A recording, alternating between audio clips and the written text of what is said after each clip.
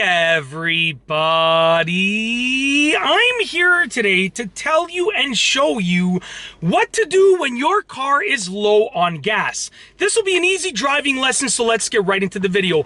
I'll be going over 6 specific things that you can do and you should do if you're driving and you're low on gas. Now, obviously, I'll be referring to the extreme situation of being low on gas, not filling up at a quarter tank where you know you're good. I'm talking about where you're like, okay, am I going to make it to a gas station or not? And I don't recommend getting into this situation, but I've been in this situation a handful of times. I think a lot of people have. Most drivers arguably have. So what do you do? Step number 1 is pull over and figure out where the nearest gas station is. Now, there's a lot of debate about turning your car off versus letting it idle. In most modern cars, they don't require much gas to start up, so you can shut your car off if you're going to be pulled over for more than a couple of minutes, because starting up your car again will use barely any extra gas. Okay, but if you don't feel comfortable with that, if you're afraid your car might not start because it's really low on gas, then don't turn it off. But the idea here is pull over and figure where the nearest gas station is. Okay, or if you have a passenger in the car, ask them as you're driving towards where you would assume the nearest gas station would be, or a gas station would be, depending on where you are on the road. Ask them to look it up. You want to basically know where you're headed as quickly as possible, whether that's you pulling over and looking it up or your passenger taking care of it for you. Okay. Number 2 is drive slowly. Driving slowly will cause the engine to rev lower before it shifts gears, okay? Which will cause the car to waste less gas. You see, your engine wastes gas relative to not the speed that you're going, but the revving, the RPMs. So by driving slower, I mean driving slower, pushing the gas pedal not nearly as hard, will cause the engine to shift at a lower RPM. And if you're driving a manual car, shift at a low RPM. It will waste less gas. You want to save as much gas as possible. Number 3, turn off your air conditioner, okay? Now, believe it or not, your air conditioner unit wastes quite a bit of gas. It wastes a decent amount of gas. It's not a lot, arguably, but it is some, okay? And that's because your air conditioner runs off of a belt that's attached to the engine. When you turn on your air conditioner, that belt spins with the AC compressor clutch and so forth. And that belt spinning with the engine causes the engine to have to rev a little bit higher, which wastes a bit more gas, okay? So by turning off your air conditioner, you're gonna waste less gas. Number 4, roll up your windows.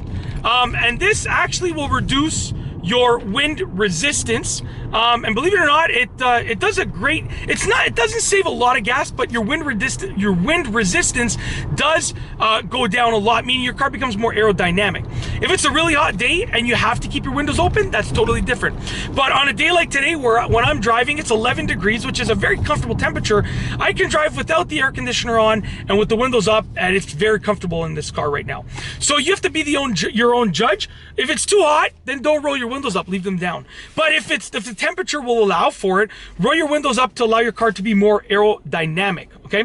Number 5, this one you can't really control, but you want to try to do it if you can, which is drive downhill if possible. Now, it's hard to figure out what you can do to drive downhill, because inevitably, usually to get to a downhill position, you need to go uphill first.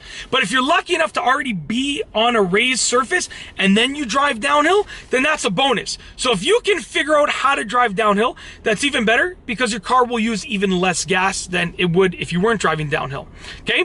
And lastly, number 6 is to realize that every bit of gas savings will help, okay?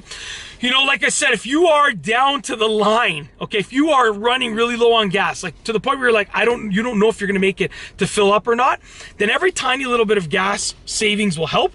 That might make the difference. One tiny little thing like turning off your air conditioner for a couple of minutes, right, might make the difference between being able to coast into the gas station parking lot or having to pull over and walk 10 minutes and get a jerry can, you know, those little red cans to fill up gas, bringing it to your car, filling it up. Yeah, and if you run out of gas, if your car runs out of gas, it takes quite a bit of gas to start up again, okay? Because you've literally drained everything in the car, right? So, you know, there's a lot more to it than you might think. It might not be as easy as you think to just go and fill up a little bit of gas to make it to the gas station. So keep that in mind. That's it. That is essentially what to do when your car is low on gas. Hopefully you're never in that situation, but if you are, that's how to take care of it and how to handle it. If you like this video, please be sure to give it a thumbs up. Let me know what you think down below as a comment. And of course, be sure to subscribe for more great videos just like this one. And that's all I have for you today. Thanks for watching.